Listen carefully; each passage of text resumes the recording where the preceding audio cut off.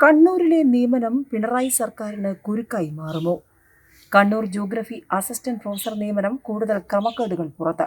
SC സംവരണ തസ്തികയിൽ 6 PhD-കാരെ തഴഞ്ഞ PhD ഇല്ലാത്ത JNU കരാർ അധ്യാപകൻ 1-ാം റാങ്ക്. സുപ്രീം കോടതി വിധി വന്ന ദിവസം നടന്ന അഭിമുഖ പാനലിൽ വിഷയവിദഗ്ധർ 2 പേരും JNU പ്രൊഫസർമാർ. JNU പ്രൊഫസറുടെ ഗവേഷണ വിദ്യാർത്ഥിക്ക് ജനറൽ മെറിറ്റിൽ 1-ാം റാങ്ക്.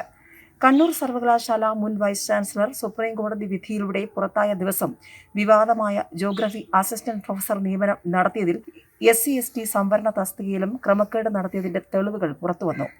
ജനറൽ മെറിറ്റിലും SC റിസർവേഷനിലും നടന്ന 2 നിയമനങ്ങളിലും JNU-വിൽ നിന്നും വിഷയവിദഗ്ധരായി VC നിയമിച്ചവർ സ്വന്തം ഗവേഷക വിദ്യാർത്ഥിക്കും JNU-വിലെ PhD ഇല്ലാത്ത കരാർ അധ്യാപകനായ ഉദ്യോഗാർത്ഥിക്കും നിയമനത്തിന് ശുപാർശ ചെയ്തതിൽ ദുരൂഹതയുണ്ടെന്ന് KPCTA ആരോപിച്ചു.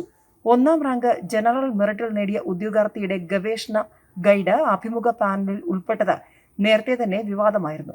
പ്രസ്തുത നിയമനം ഹൈക്കോടതി തടഞ്ഞിരിക്കുമ്പോഴാണ് PhD-യുള്ള 6 ഉദ്യോഗാർത്ഥികളെ ഒഴിവാക്കി SC സംവരണം തസ്തികയിലേക്ക് PhD ഇല്ലാത്ത ഒരാളിന് 1-ാം റാങ്ക് നൽകിയ തീരുമാനം പുറത്തായത്. ജനറൽ ഒഴിവിന്റെ റാങ്ക് പട്ടികയിൽ 3 പേരുടെ പാനൽ അംഗീകരിച്ചപ്പോൾ സംവരണ റാങ്ക് പട്ടികയിൽ 1 പേര് മാത്രം ഉൾപ്പെടുത്തിയതിലും ദുരൂഹതയുണ്ട്.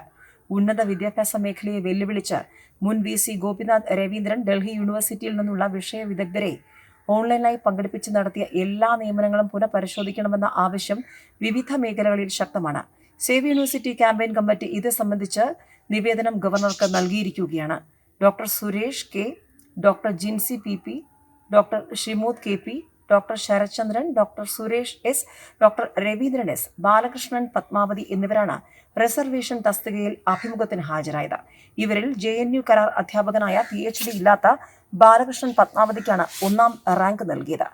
സ്വജനപക്ഷപാതത്തിന്റെ ഏറ്റവും ഒടുവിലത്തെ ഉദാഹരണമാണ് ഇതെന്നും റിസർവേഷൻ തസ്തികയിലെ നിയമനവും കോടതിയിൽ ചോദ്യം ചെയ്യുമെന്നും KPCTA കണ്ണൂർ മേഖലാ president doctor Shino P. Jose അറിയിച്ചു.